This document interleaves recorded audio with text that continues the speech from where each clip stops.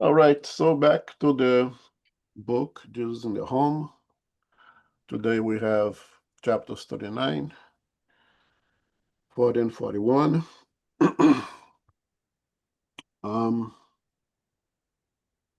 Those three chapters, I'm kind of starting with the conclusion,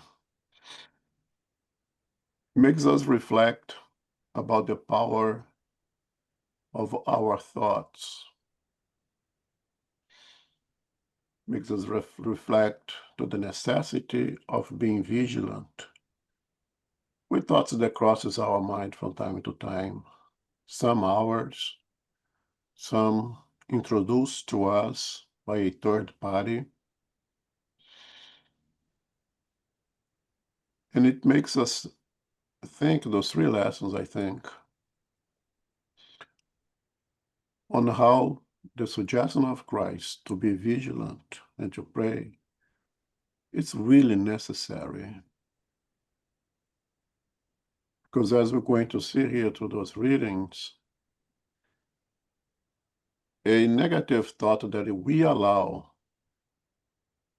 to hang around for too long, that we are not able to replace with something more sublime, so to say, can really derail us from the path that we set off and severely delay our progress.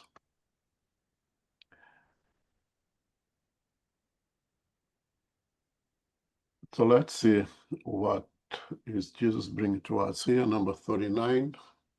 Okay. Yes, the power of the darkness. The talk was centered on the study of temptation, and smiling Jesus recounted, an invaluable servant of the Father, gallantly moved about the crowded city of sinners with such devotion to faith and charity that the spirits of evil grew impatient at witnessing such self-denial and detachment. After laying out the most dangerous snails to no avail, they decided to send a representative to the spirit of darkness to find out what he might have to say about it. A fellow spirit of blackened conscience took the job and set off. The great adversary attentively listened to the case and told the lesser spirit of evil to make suggestions. The subordinate said emphatically, "Couldn't we strip him of all his worldly possessions?" "No, that wouldn't work," said the perverse guide. "For a servant of this caliber, the loss of material resources means freedom. Thus he would find 1,001 ways to increase his contributions to humanity."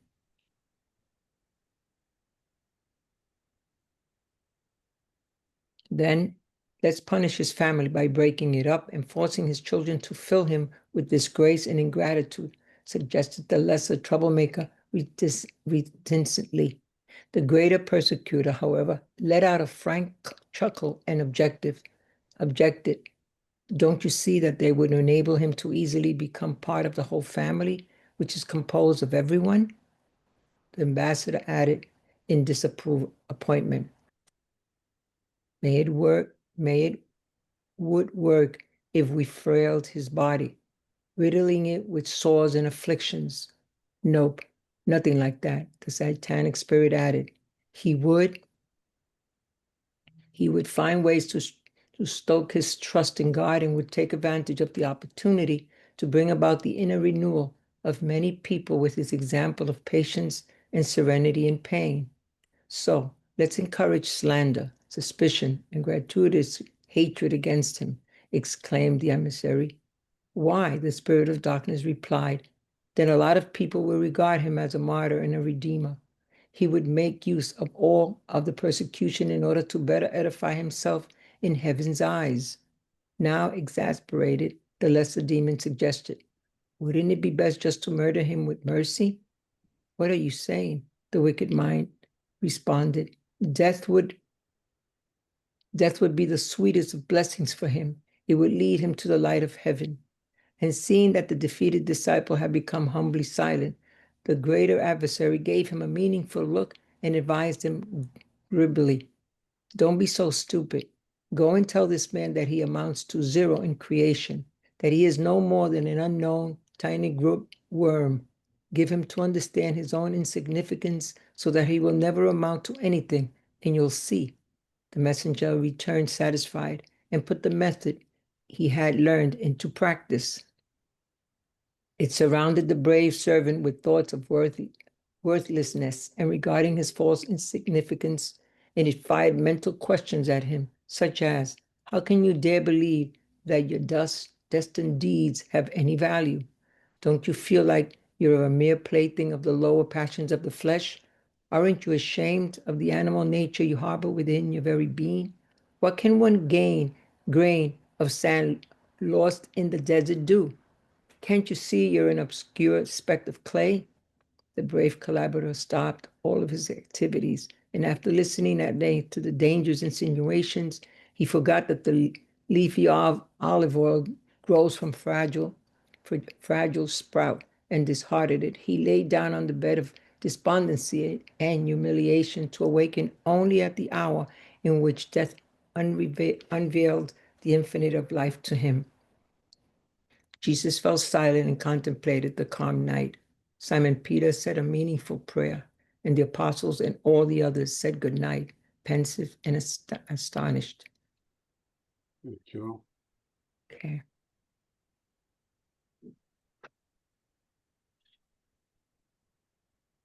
Well, the power of darkness.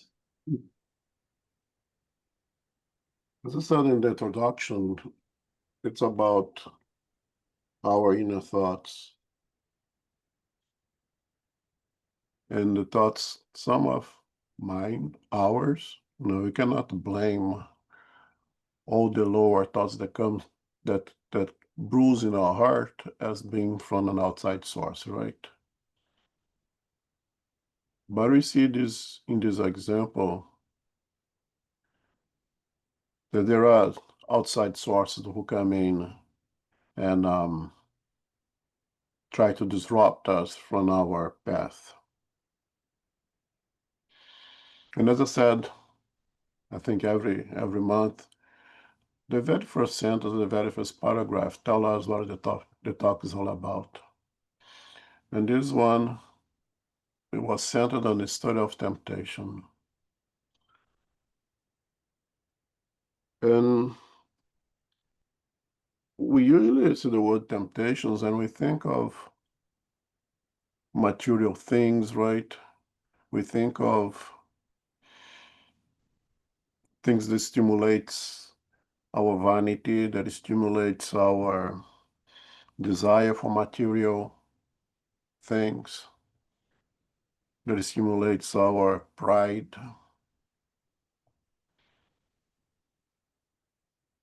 Very often we don't think of temptations as something on the opposite direction, to stand up, promote us to do something that we should not be doing, that stimulates us to not do something that we should be doing, to stop us from moving forward and take an attitude of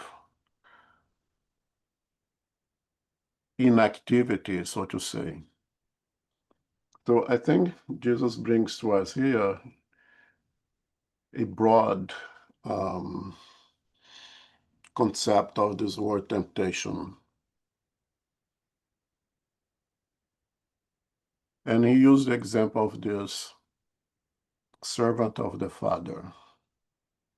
And we think, well, who is the servant of the Father? And when I think of it, it is anyone who seeks to live in accordance with the Father's laws, who seeks to live their lives in accordance with the laws that is imprinted in our conscience.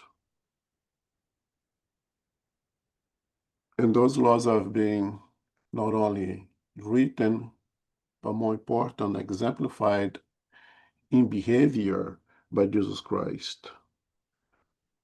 So we could say that the servant of the Father wants to live a life in accordance with the teachings of Jesus Christ. And we could summarize all that in one word: charity. he who seeks to practice, he or she who seeks to practice charity is a servant of the Father.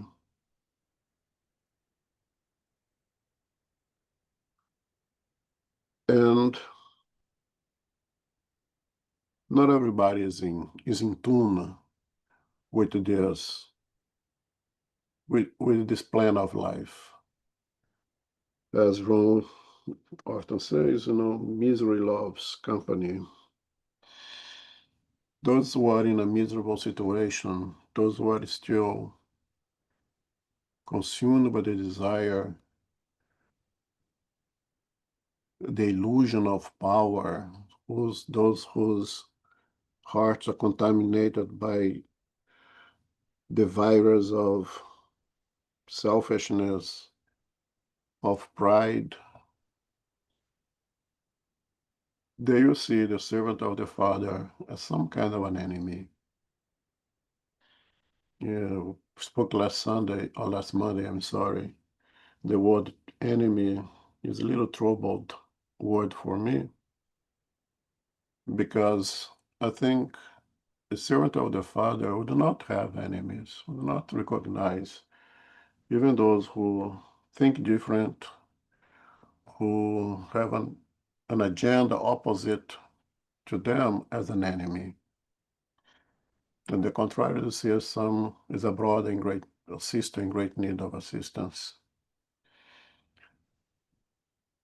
But the other way around is not true.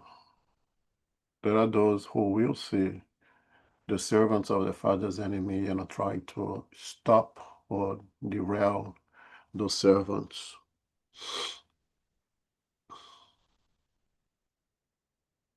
So, like it or not, anyone who is trying to do good will confront challenges from those who try to stop the ones seeking to do good.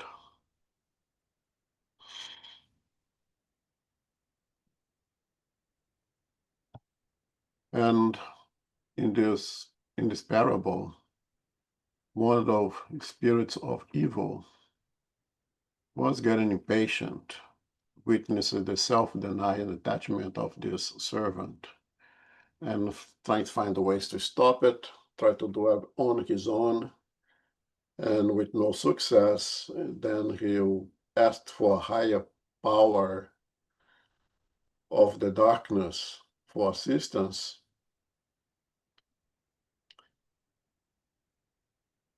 And a few things was proposed of how to attack the servant, how to stop the servant to continue to serve.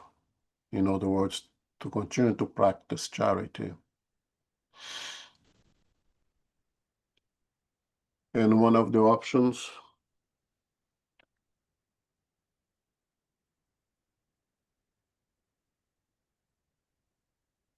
was to deprive the servant of worldly possessions. Well, let's take his possessions away. Let's take away his material things. Put him in a state of poverty. And intellectually wise, leader of darkness said, no, that would not work. Because the servant of this caliber, the loss of material resource means freedom. And it's interesting, right, that like it or not, having things, material things, demands time and attention from us to those things. Not say that we should not deprive ourselves from material things. On the contrary, they are important.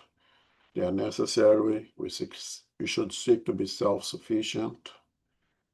Personally, I don't believe there is nothing wrong with seeking to have things that increases our comfort, whatever technology allows us to have.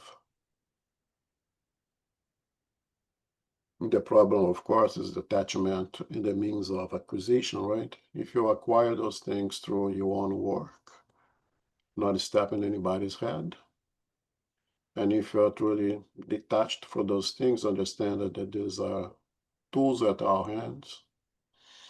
It's fine to have them. Because if you have this detachment, if those are taken away from us, would not affect us as much. And provide the means of freedom, because then we don't need to provide as much time and attention to those things, and therefore you have more time for the exercise of charity.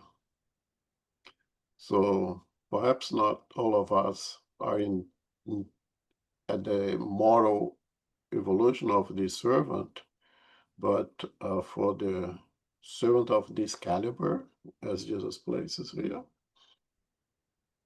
the laws of mature resources mean freedom. So that would be not a good alternative for the work of darkness.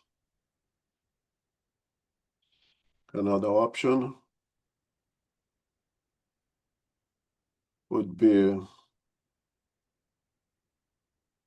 to destroying his family, perhaps separating them, move them away, or perhaps even stimulating them to go into bad behaviors that would lead to death or anything of that matter. And that would not work with servants of that caliber, because then it would expand the servitude even greater, because servants of this quality, they are much more able to understand the family in a more expanded way, not only the blood ties, relationships, but recognizing everyone as a brother, as a sister. The concept of family is a lot greater than it is for the average us over here, those who put blood ties as a limit for the concept of family. So that would not work. That would not work. Taking away his family would even provide him great opportunity to take care of the universal family.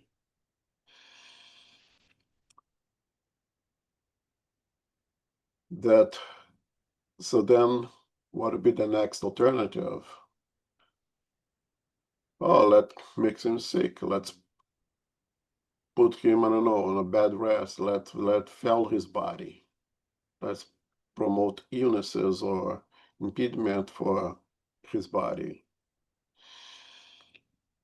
And the surgeons and the master said, no, that would not work either,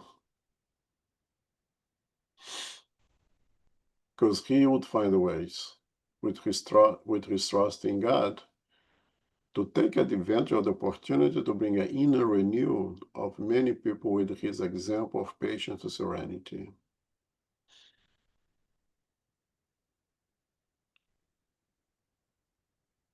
Those who seek to serve, they will find a way to serve. They will find a way to go beyond the limitations, to expand his ability of provide assistance in a different way. You have a very good example in the Spiritist movement in Brazil. His name was Jerônimo, the last name Mendonça, I think. Jerónimo Mendonça. Mendonça is the last name, yes. He became bedridden at a very early age, early adulthood, basically, very early adulthood. Had just become an spiritist at that time. And with his severe disease, he lost ability to move around. He was literally bedbound. And that did not stop him. Somebody gave him a combi, a van, and a Volkswagen van. And he would actually move around and travel throughout the country. Somebody, of course, would drive. And he gives speeches, gives lectures, he assisted people, and with a tremendous good sense of humor. They would literally put him in the car, take him, let's say, to the square, put the bed right in the square, and he would talk to people about spiritism, would talk to people about Jesus Christ. And he was a very, very good worker. He He had used a to very strong voice, very loud, very very strong. deep and loud voice. Yeah, And a very good sense of humor with all his pain. He lived in pain 24/7, basically. He used to say that he married the Spiritist doctrine in the civil marriage, and he married pain in the religious ceremony. He lived with those two things. With an amazing sense of humor. He loved movies. He used to go to the movies every time he got a chance, and that was his greatest passion, actually. But when he would go to the movie theater, they literally put his bed with, it's not really a bed, it was more like a colchão, what's colchão again? mattress. Mattress. So it's basically a mattress. Put the mattress on the floor because he could not sit to do anything. One time, one young lady, of course, the movie theater was dark already. The movie had to start coming late, running through the hallway, and she literally almost fell on top of him, now tripped on his mattress. And the woman, of course, became very upset and starts screaming, "My God, even here, you are everywhere. Nobody can get even. I go to the square and you are there. I go to the market, you are there. I go to the to the wherever I go, you are there. You." And he looks at her, "Well, my sister, it's obvious you never stay home, right?" And everybody start laughing. And so many cases of him with his good sense of humor. So the point is, the detriment or the difficulties of the physical body would not stop a good servant. And this Geronimo was a good example of it. Steve Hawkins, another one. Stephen Hawkins, yes, my goodness.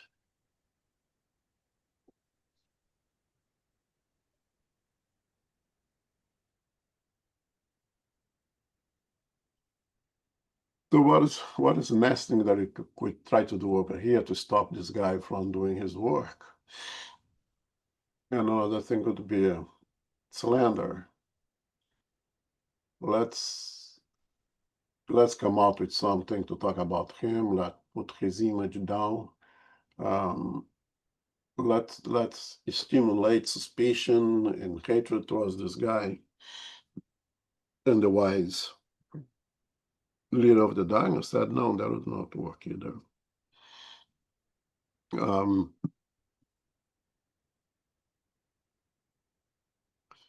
Because one thing that we'll be able to combat slander is silence. When we seek to combat, to respond, to fight the slanders, fight those who seek to invent falsehood against us, we feed that slander. We give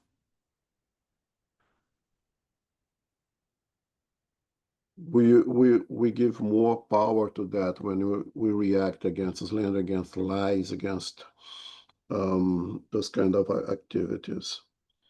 But silence puts it down. Silence would be like the water on the fire. It will put it down. So that would not work if you would use the slander in his silence as an example that the work speaks for itself.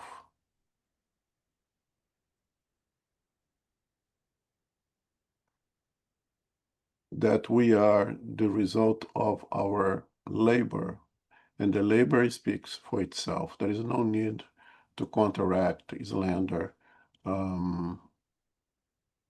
hatred speech, but the work does it for us.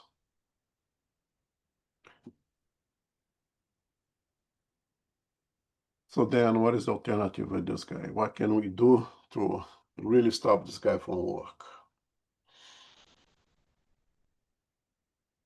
The next things, let's kill him. Let's just get rid of him. The death of the good ones is always the good ones we recognize as a martyr, as a worker of goodness, as Jean says very often. Those who do good, those who serve humanity, they are remembered for the work that they have done. And not very often, the murderers, the ones who went against him, are lost in history. We don't know them anymore. If we go to the books, and we'll perhaps find the name of the guy who shot Gandhi, but it's meaningless. Gandhi is meaningful. Gandhi is important. You may find the name of the guy who killed any one of those good benefactors out there, Stephen Biko. It doesn't show up. Perhaps if you go to the biography of this guy, got a name, but you see the name over there, but it means nothing. But the work of Biko is significant.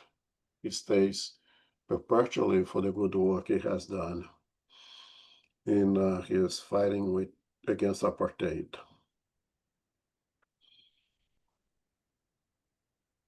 And the lesser work of darkness run out of ideas. And it was at the point that the work of darkness, the boss of darkness there said, let's do what really works over here. Let's introduce thoughts that he is unworthed, that his work is unworthed, that whatever he's doing amounts to nothing. Thoughts like, as a quote from the book, how can you dare believe that your dust-destined deeds have any value? Don't you feel like you're a mere plaything of the lower passions of the flesh? Aren't you ashamed of the animal nature you harbor within your very being?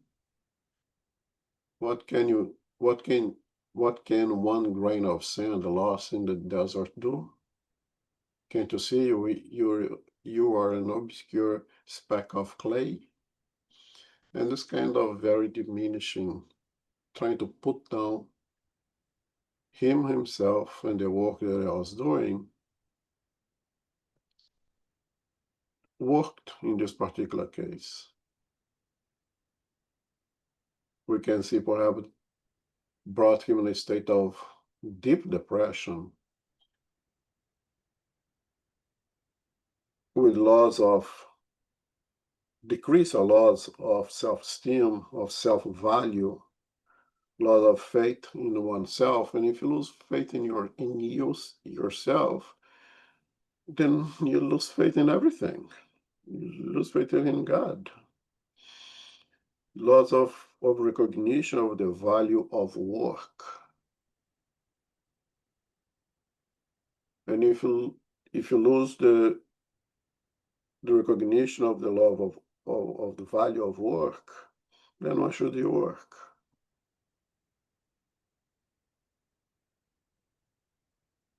And that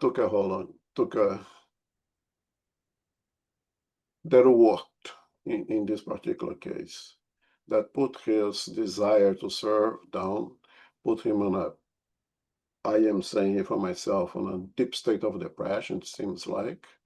No, stop eating, stop taking care of yourself, because if you lose self-value, you don't take care of yourself any longer, which naturally led to his early death.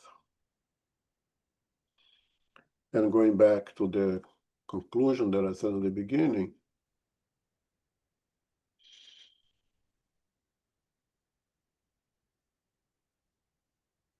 how important it is for us to be vigilant with the thoughts that come to our mind. They will come.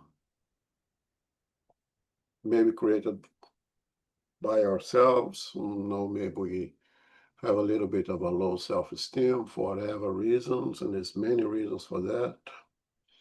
But it may be introduced to us to try to stop us, to do something of value, to work. And defining work over here, labor in Spiritism, as any good activity, anything that provides any goodness to someone else, and to ourselves, of course. And to that, to add reason to it. Again, Spiritism is a doctrine of reason, to think.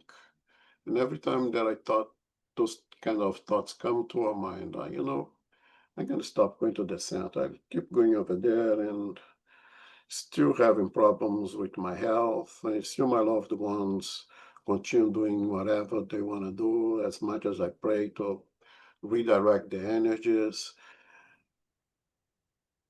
It's just a lack of work. It's not worth it. I am not worth it. I'm not doing good things over here. And then you put the reason to work for you. I said, wait a minute, what's the alternative? What's better than that? What's better than stop working?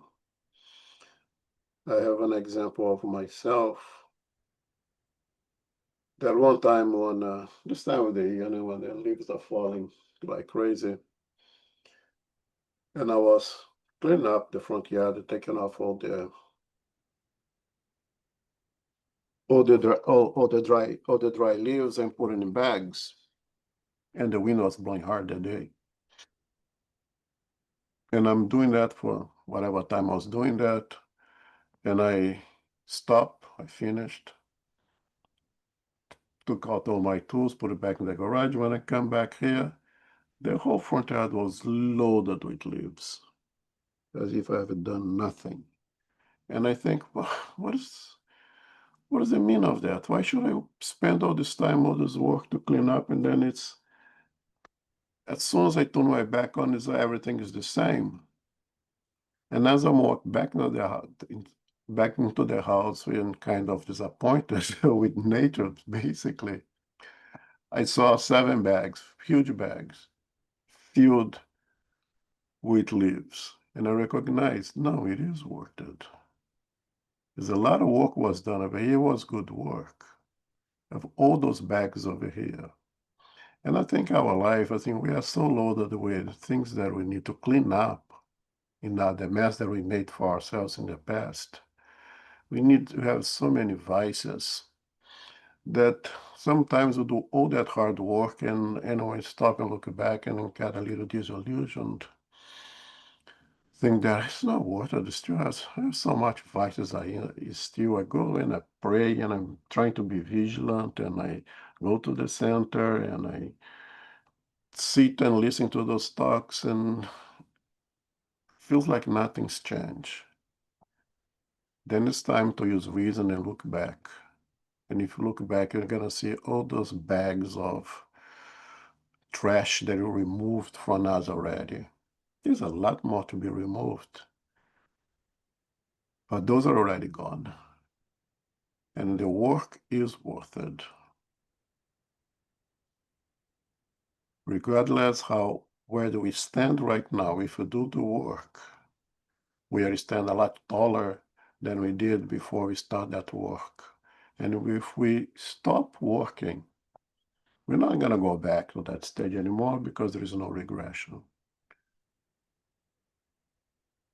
But as we learn with Spiritism, doing nothing is doing bad. And that's why the workers of darkness don't want us to work because they want us to do bad. Doing nothing is doing bad. And the disciples went at the end of this conversation with Jesus, pensive and astonished. And I think that's what we, when we read those things, should do the same. Take off the astonished perhaps, but be pensive, think about it. Anytime that you're feeling down for whatever reason, every time that you're feeling of not doing the work because you don't see the results that you expected, know that there is result. Know that things are working as long as we work.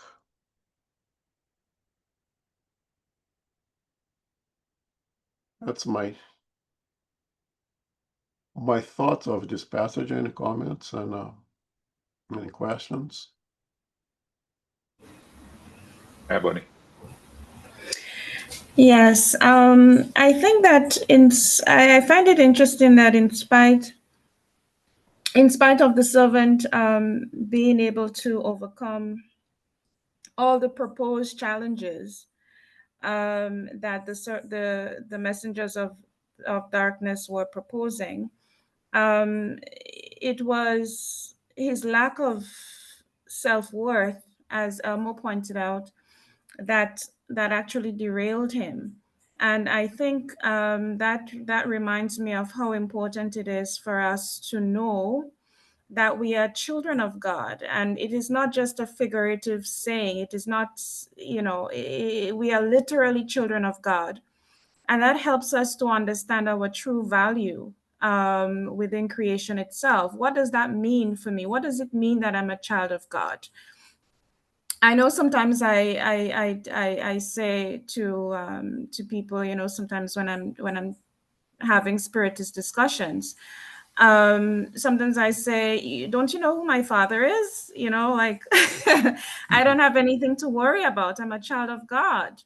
And it's really, really important for us to know that deep down within us, to help not just boost our self-esteem, but to know that whatever it is that we're doing, collaborating with the work of goodness, it is worthy. It might be small, people may not know about us or hear about us, but we have to know deep within us that whatever it is that we're doing, it is meaningful.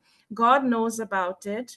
We're valuable in his sight, and we are literally, just as I have a mother and I have a father, besides that, and I am a child of God. The God that created the entire universe is my father. What does that mean to me, literally speaking? Yeah, thank you, Ebony. And I think this is a great antidote against those thoughts that we may create, but very often is created by someone else trying to stop us.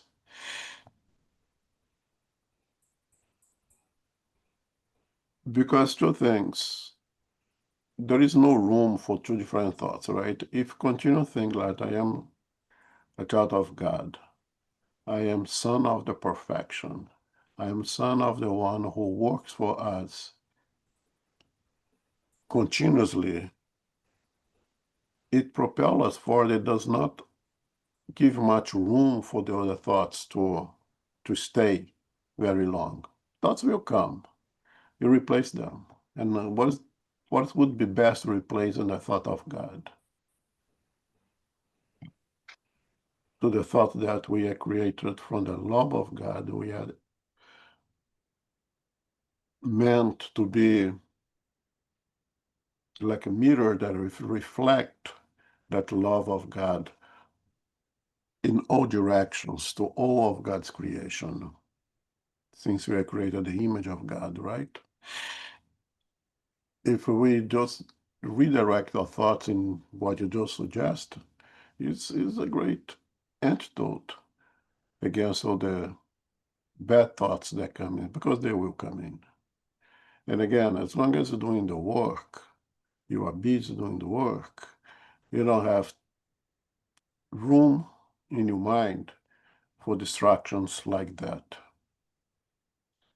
So yeah, I think this is perhaps the best way to keep us, to be vigilant with the thoughts that let they come, and we replace them with valuable thoughts like that, and we continue to have the strength to work.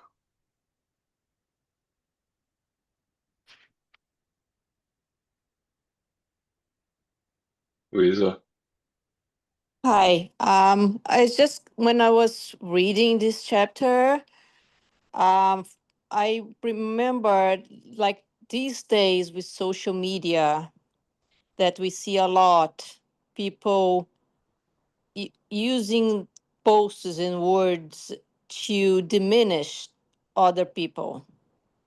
So that was like crossed my mind when I was reading this, like how the, up to date this message is, because especially now with social media and internet, and that sometimes we don't see where it's coming from, or from who is coming those negative words, those negative thoughts.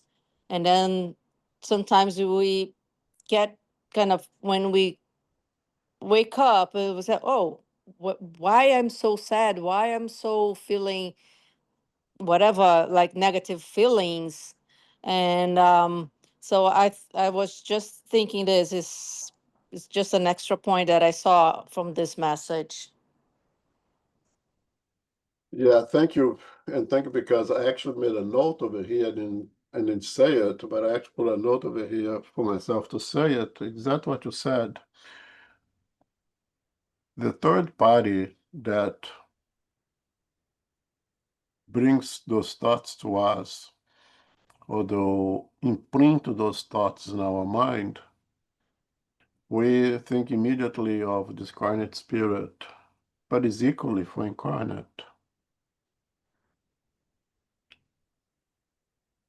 And especially today, as you mentioned, when we just open the computer and we get thoughts from strangers through across the planet, we need to be extremely selective.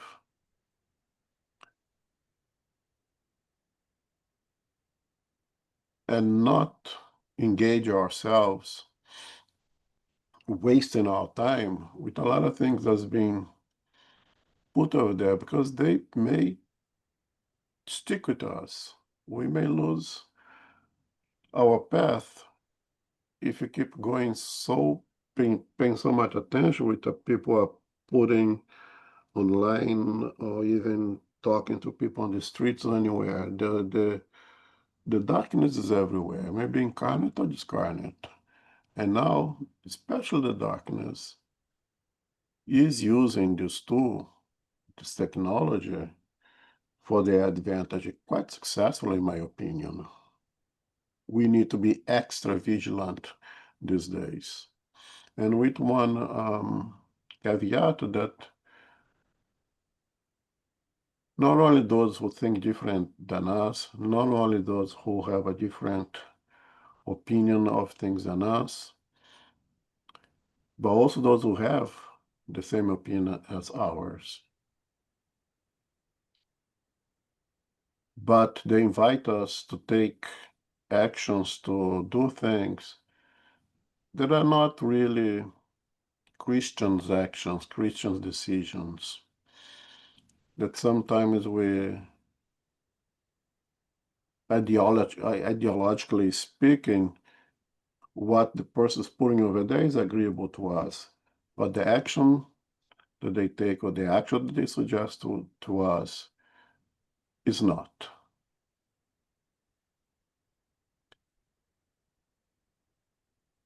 And again, especially these days, to be extremely vigilant, extremely careful what we are reading, and pay attention, and giving so much value to those things. Of course,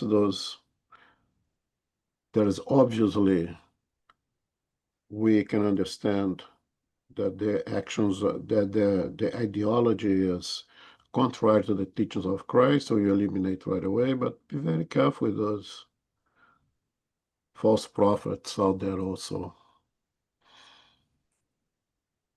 Those who give us suggestions that will lead us to act against what we think is of value as well. We need to be extremely vigilant today, these days.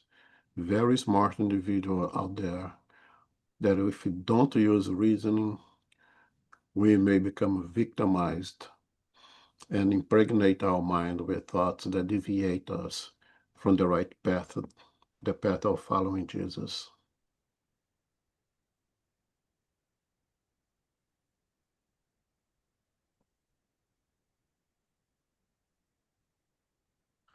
All right, let's go to the next one, 40.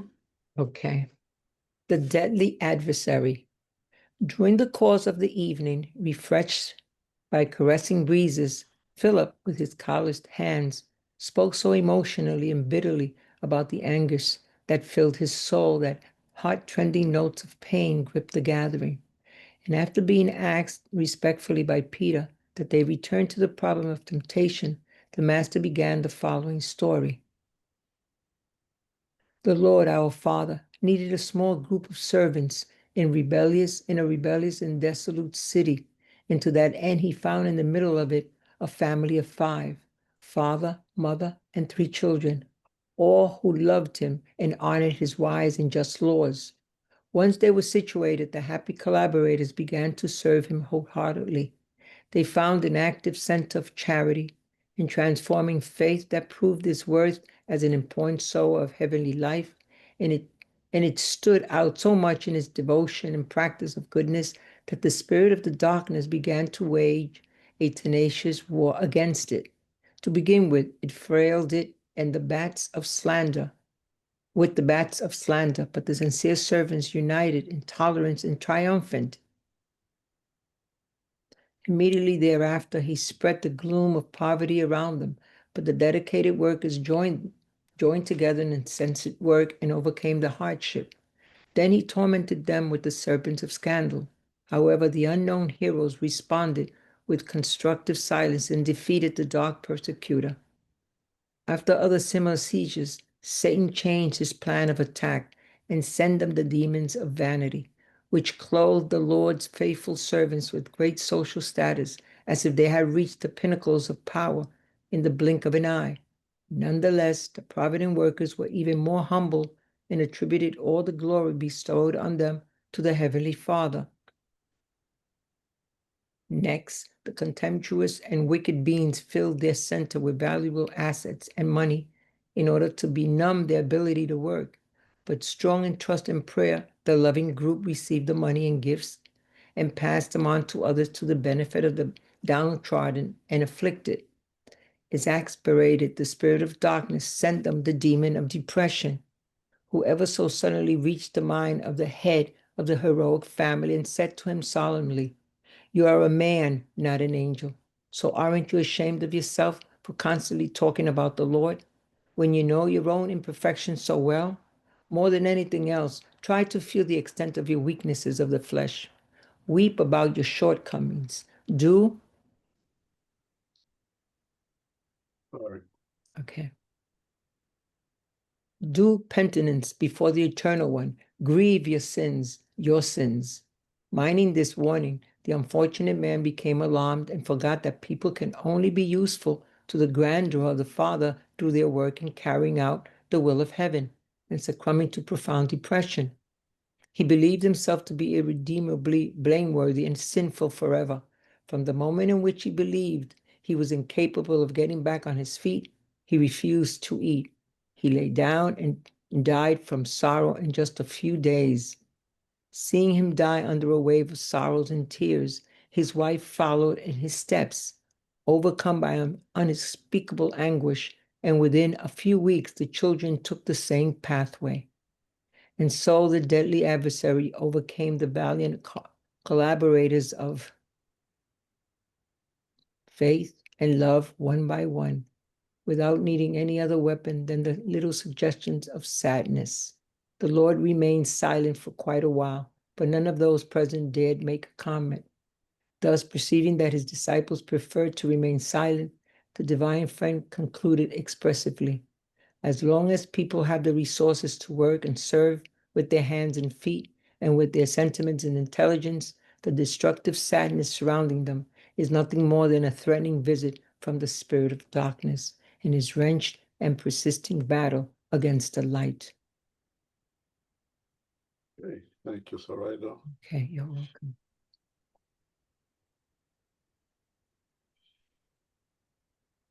So in this chapter is extremely similar to the one I just finished reading.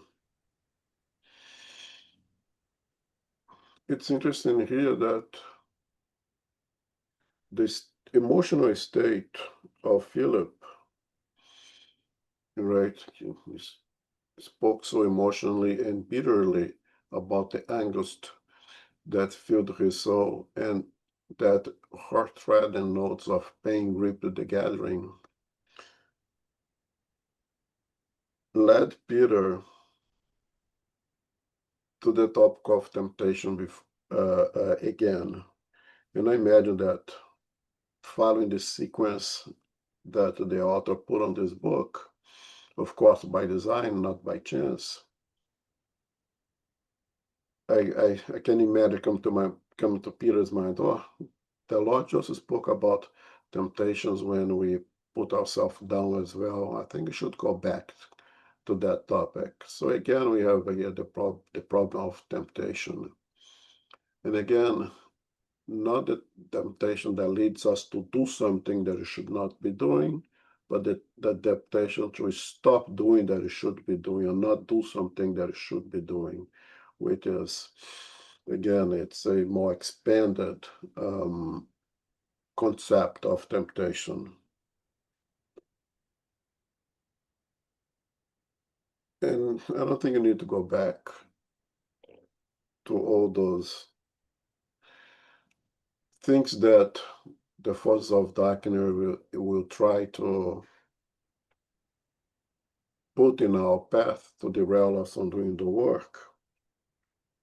Poverty, slander, vanity, all those things.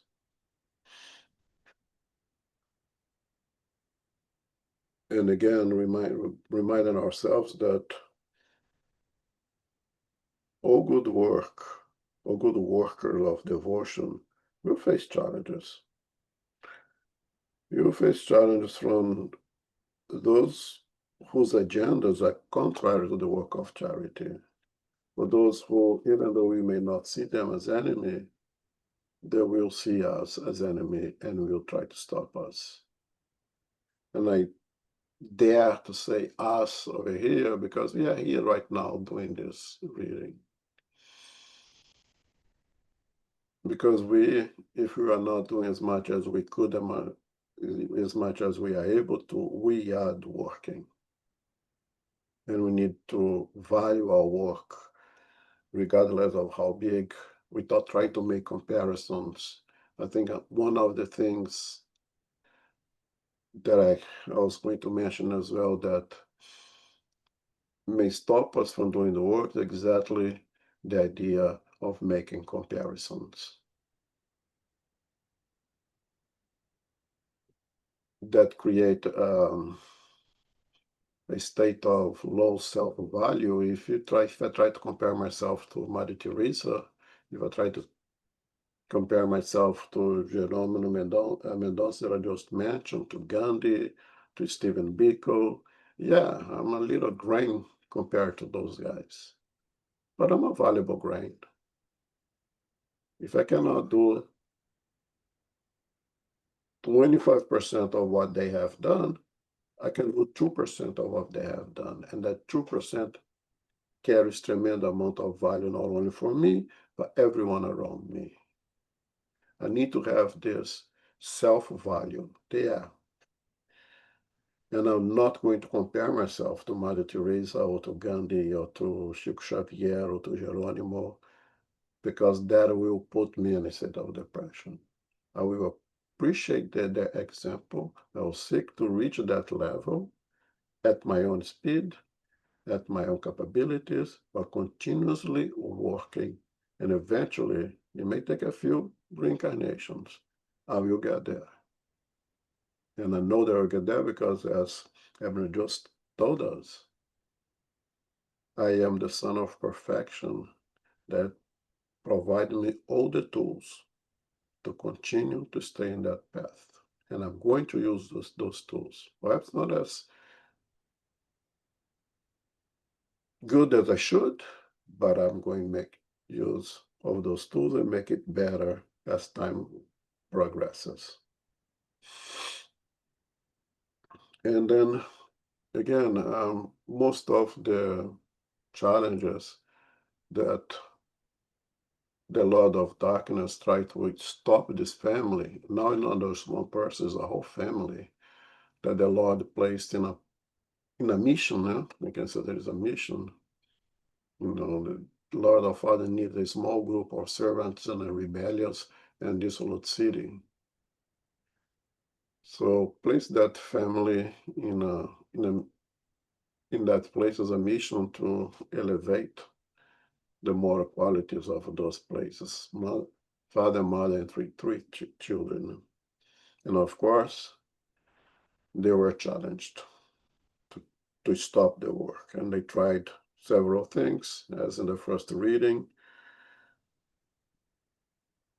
The scandal, that again, a defensive posture and argumentation just feeds it. Silence and good work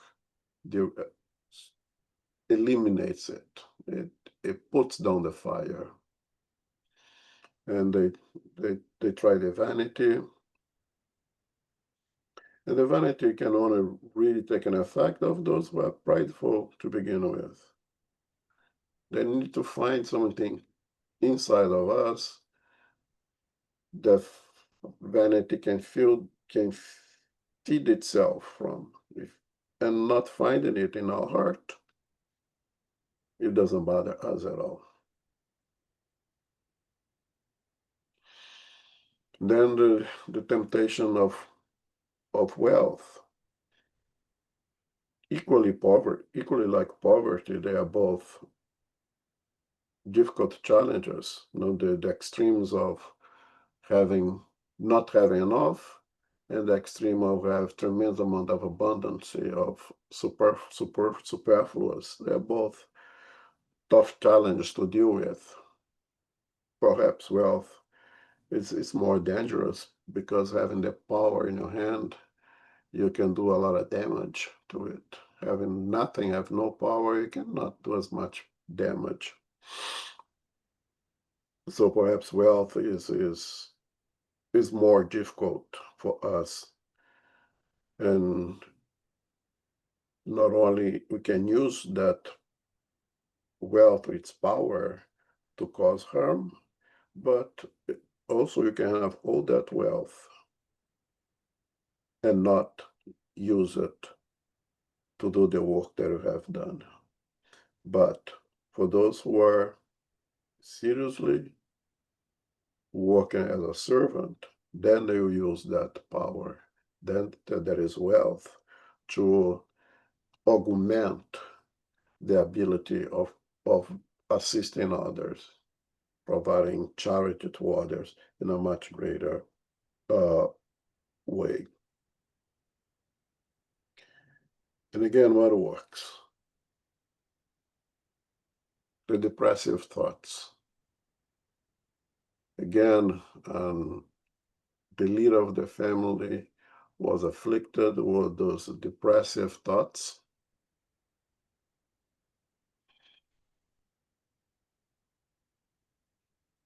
Putting in his mind thoughts of low self-esteem, of low self-value, or no self-value, right? Saying things like, you're a man, not an angel.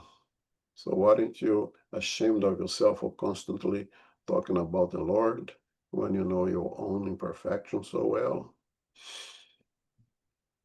And if we spend too much time thinking of our imperfection, of our vices, what are we doing? We are feeding those imperfections. We are perpetuating those vices. And those generate depression. Those put us in a state of low self-value and stop us from doing the work. Just like the first reading, pretty much the same. And here, the caveat in this case here is the cascade effect. How it may go from one to another. How can we may contaminate others? In this case, it starts with the leader, with the leader of the family, the father. In that time, of course, there was like that, and that passes to the after the father died of again the same thing here. When you lose self-value, you stop taking care of yourself, start feeling proper, eating properly, and you become almost like a chronic suicidal, right? And killing yourself slowly, so to say. And that infected the whole family.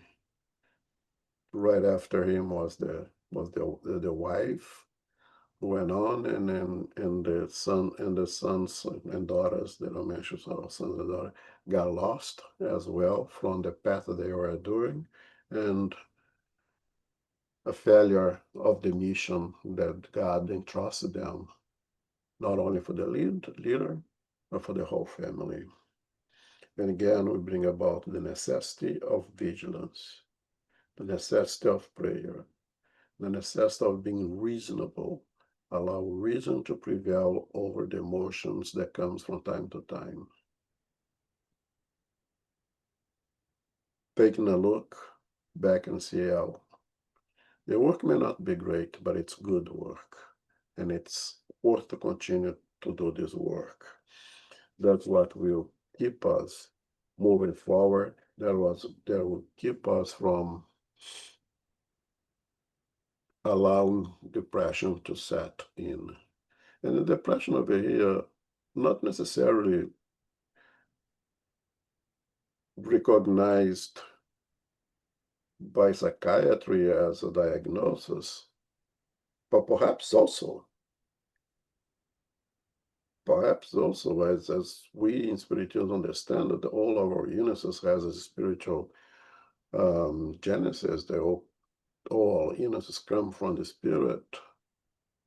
If the spirit now is in the state of low self-value, would it not take an effect in the physical instrument and cause pathologies? So perhaps, on the possible cause, and I say it is, of this epidemic of depression that we have today, maybe exactly what I just reading here, very possible. And how to treat it? I think one of the treatments is what Eben has told us. Keep in mind, we are sons and daughters of God, the perfection. And with Jesus as the doctor of our souls, we can heal everything. And being vigilant and praying, more than treating, we can do preventive medicine, where you not get sick at all. And one of the best tools of preventive medicine is work in goodness.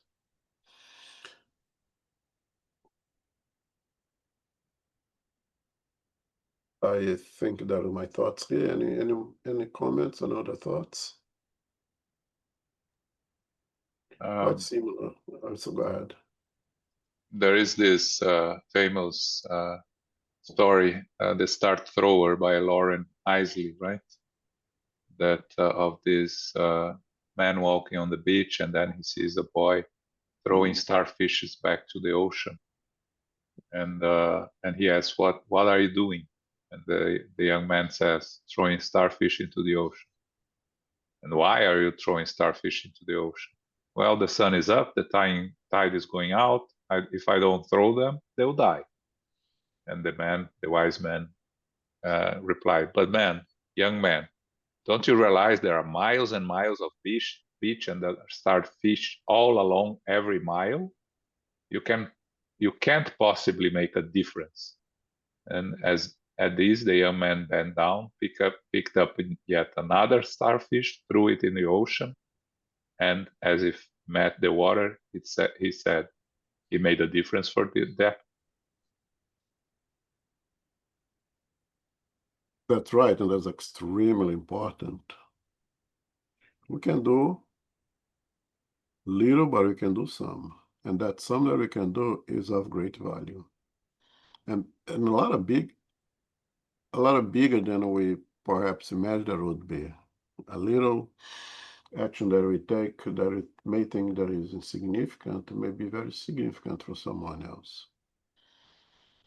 And I also think that keeping in mind this kind of thoughts is preventive medicine for the soul.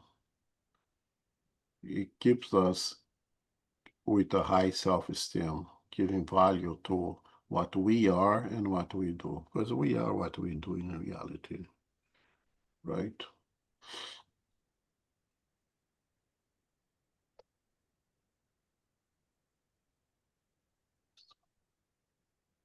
So we go to the last one.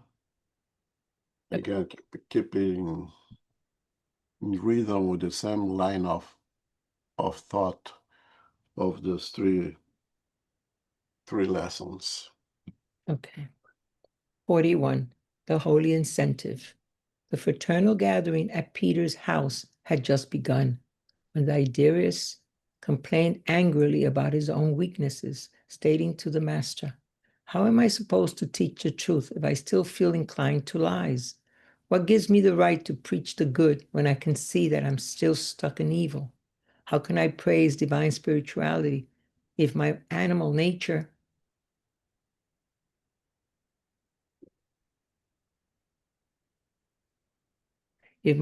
animal nature shouts so loudly?" The disciple was not asking such questions out of despair or despondency, but out of his great passion for the good that he felt deep down. This was obvious from the inflection of bitterness with which he emphasized his words. Understanding his frustration, Jesus sympathetically told the following story. A holy student of the law, one of those who are faithfully dedicated to the truth, was called by the Lord to task of prophecy. He earned a living as a merchant of remedies, carrying his healing herbs and elixirs from the city to the countryside by using a capricious and reliable donkey. But when reflecting on his shortcomings, he became profoundly depressed. He concluded that it wasn't right for him to collaborate in revelations from heaven due to his state of inner impurity, and so he stopped. He attended to his obligations as caretaker of the sick, but he refused to teach the divine word to people, regardless of the pleas from those who knew about his gifts of intelligence and inspiration. However, sensing that the heavenly will was compelling him to perform his task nonetheless, and noting that his mental conflicts were becoming increasingly overwhelming, on one particular night, after weeping expressively, he begged for enlightenment from the Almighty. He then dreamt that an angel came to him in his work as a merchant. He saw himself leading the headstrong donkey, bent over the weight of its valuable load on a green pathway, where the divine messenger questioned him kindly after usual greetings. "My friend, do you know how many times this animal has kicked today?" "A lot," he responded without hesitating. "How many times has he bitten his stable mates?" The messenger continued, smiling. "And how many times has he insulted the decency of your house and braved preposterously?" And since the dumbfounded disciple was unable to respond immediately, the angel considered, "Even so, he is an invaluable helper and should be kept. He carries medicines that save many sick people, distributing hope, health, and happiness." And fixing his lucid eyes on the disheartened preacher, he concluded, "If under pretext of being rude and imperfect, this donkey were to refuse to cooperate with you, what would become of the sick people who wait trustingly for you? Go back to the aligned mission that you forsook. And even though you cannot at this moment in time serve our Supreme Father as a purified man, attend to your duties nonetheless, spreading comfort and goodwill like a valuable and useful animal. In the blessings of service, you will be more easily found by the messengers of God, who, in recognizing the goodwill in your accomplishments of love, will take pity on you, helping your temperament and perfecting it to the degree that you tame and value your unrefined yet priceless donkey. In an instant, the preacher found himself once again in his body, awake and now happy because of the answer from heaven, which will readjust his erroneous behavior. The place was quiet, and the disciple looked at the master thankfully. And after a few minutes of obvious consolation on everyone's faces, Jesus concluded, "Work for the good is a holy incentive to strive for perfection. Through it, a sinful soul may open up to heaven, just as the lily opens up to the light while its roots are still buried in the ground." Then the master started contemplating the stars sparkling in the night sky. Tiberius, overcome with emotion, approached and kissed his hands with tender reverence. Thank you, Saraido. You're welcome.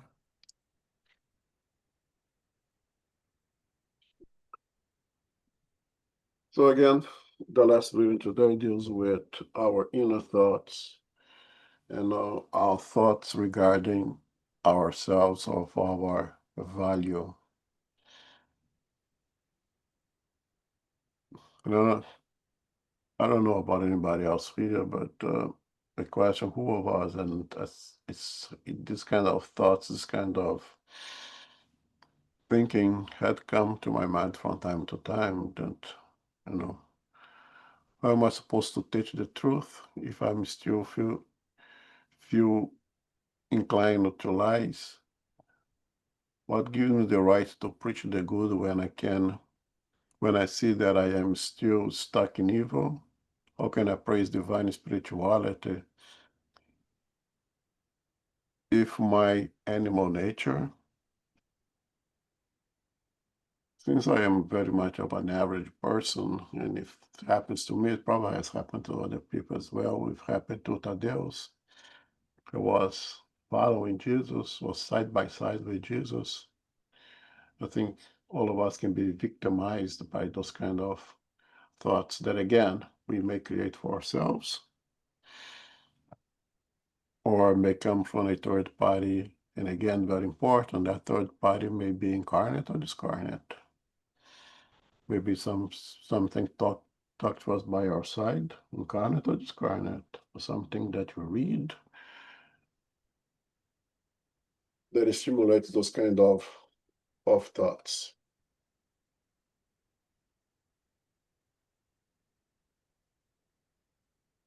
And it's important that the author makes sure to mention that the disciples not asking such questions out of despair or despondency, but out of his great passion for the good that he felt deep down.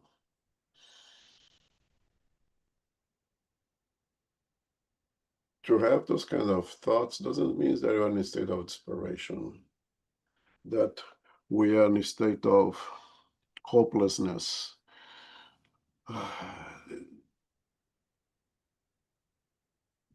That it could be a possible sign of a depression, and as it does not classify as depression, but it's one of the perhaps the tools of diagnosis of a depression.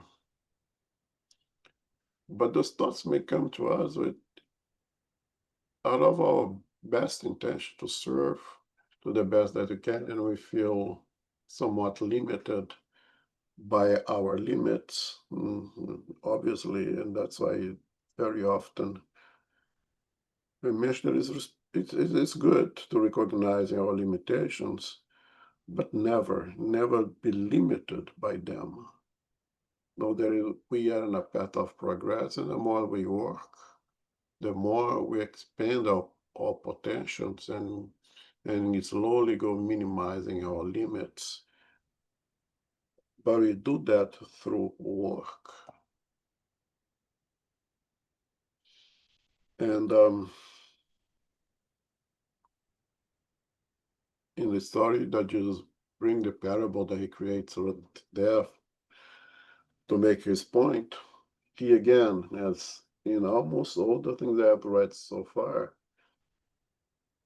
the individual is not a evildoer, is not someone who is out there to go against his teaching, but the contrary, is someone of the goodwill, a holy student of the law, one of those who are faithfully dedicated to the truth.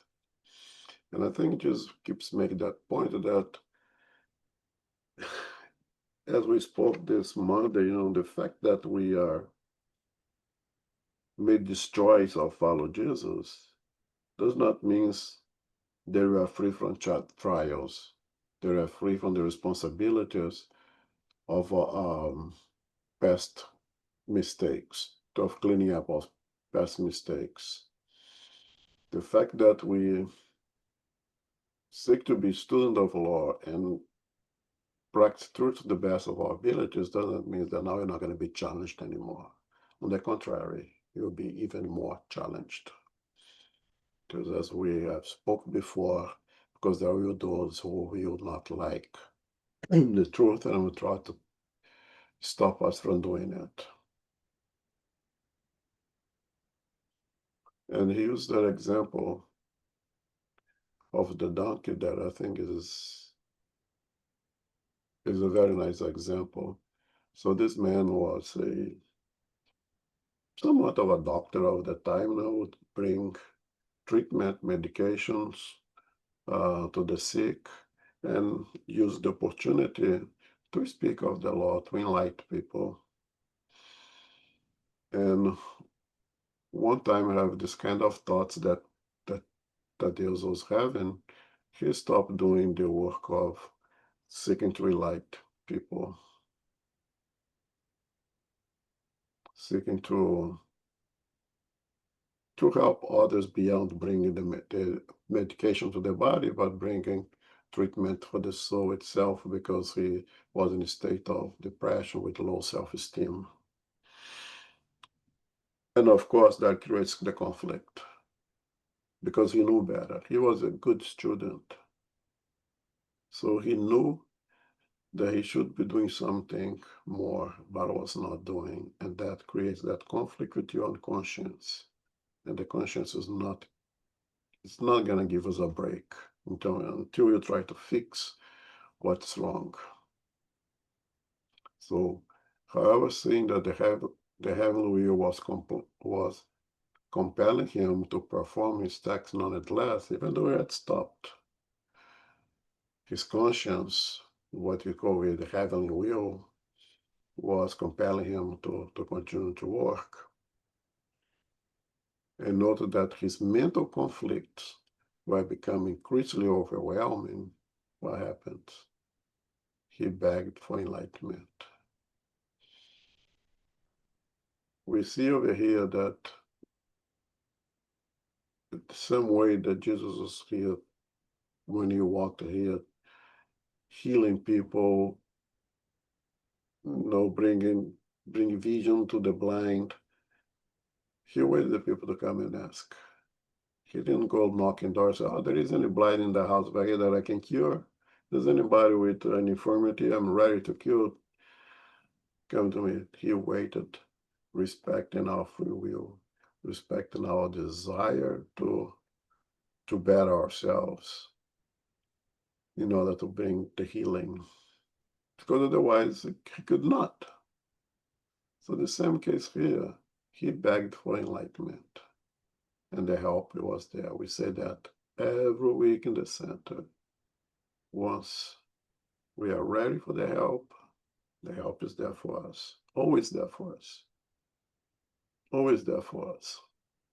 And in this case, when he went to sleep, we have the dream with an angel who spoke to him and used the example of his own donkey, the precious work that he needed to fulfill his duties. But it's your donkey. No, it's still the one who would loudly cry out in the house. They would attack other donks in his stable, trying to bite them. That if you don't be careful when pass behind him, he'll kick you and those things. And still a valuable work. Still his work that was needed for him to fulfill his work.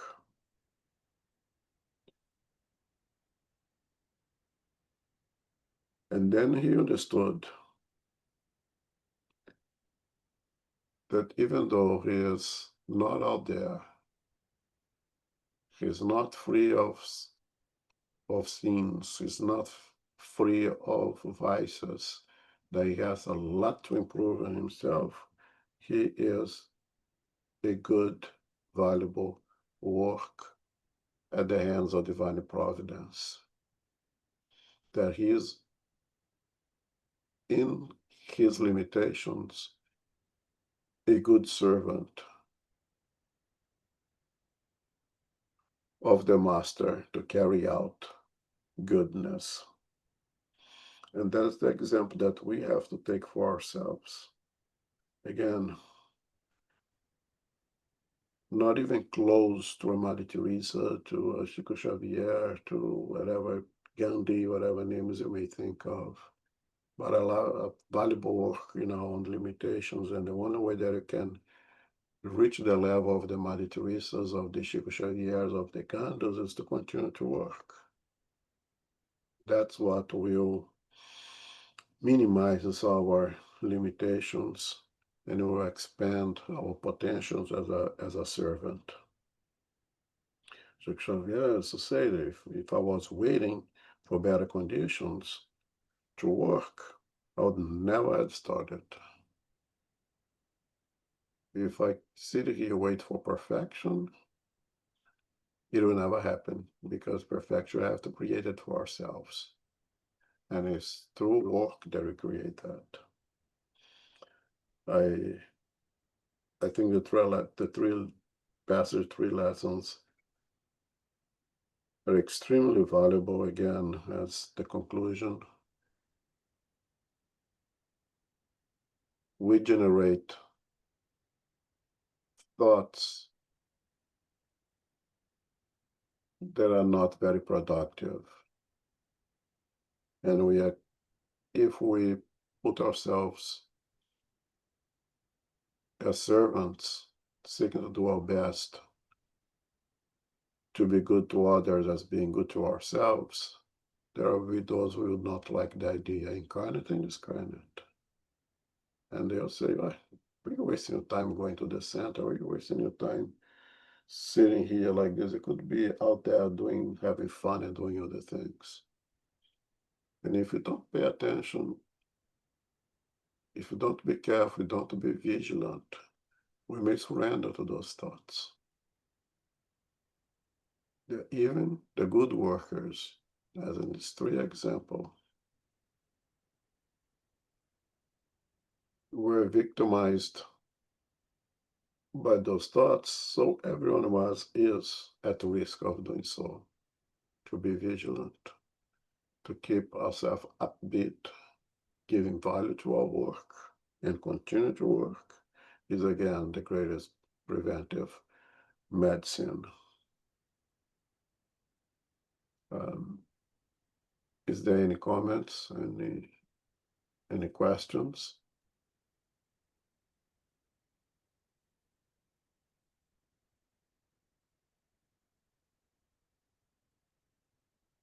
Okay. So next Sunday, we'll be studying the Medium's book.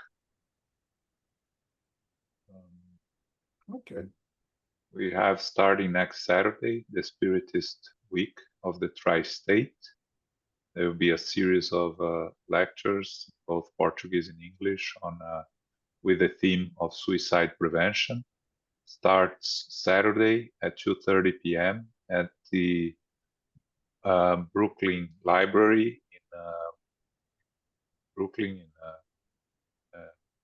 Brooklyn Heights. It will be presentation by Peter Hayes and Edward Christie. And then it goes through the different spiritist centers around the region. And you'll find information on our weekly mails, more information there. Okay. Jared, can you have the final say, please? Yes, certainly. Thank you very much, Elmo, for hosting for us today. Thank you, John. And Sarita, thank you for reading for us. And thank you each person and everyone for being here and participating. Infinite Creator and Supreme Intelligence, we give thanks to be together for our studies of the book, Jesus in the Home. Chapter 39, 40, and 41. Negative thoughts that are sustained can derail us and detain our progress.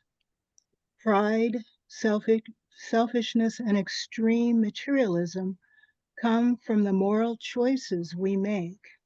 Be selective and attentive. Light arises from love, humility, and true service and charity, following the examples of the Master Jesus. This will help us and humanity to evolve, especially during the times of major transformations, in order to establish love, greater harmony amid darkness. Challenges naturally will occur. May faith, hope, charity, and good works continue to expand each day. Take stock of ourselves and wisely monitor our thoughts, emotions, and actions. Be mindful, very vigilant, and continue with prayers, inner reflections, and self-worth. We give thanks to our spiritual benefactors and the good spirits for guiding and inspiring us today. May we receive the love, light, and peace of Christ within us and for our loved ones, our teachers, our directors, our counselors, our mediums, our workers, and all of our participants. We pray for inner peace and especially now for world peace and for those who are suffering in the physical and spiritual worlds. We pray for our center SGNY and all spiritist centers throughout the world, that they may grow, prosper, expand, and be protected throughout the day and throughout the night. As we close, we humbly ask for safety and protection as we return to our family, friends, loved ones, and co-workers. May we remind ourselves to go forth as beacons of love, of light, of peace, of service, and charity, which is love in action. May peace and love prevail. So be it.